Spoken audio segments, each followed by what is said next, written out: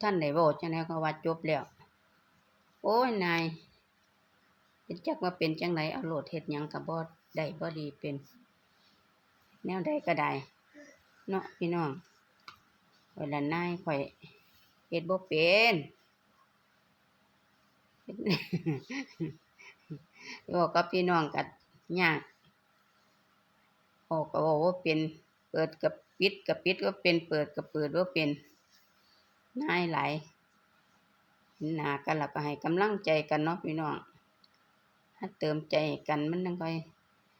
สิปังสิดังเนาะเห็นหน้ากันแล้วก็มาให้กำลังใจกันจ้าเห็นข้อยขึ้นเฟซพวกเจ้าก็กดให้นำแหน่ให้กำลังใจกันเนาะบ่คิดหาความเว้าก็บ่พ้อดอกจักสิเว้าหยังดอกพี่น้อง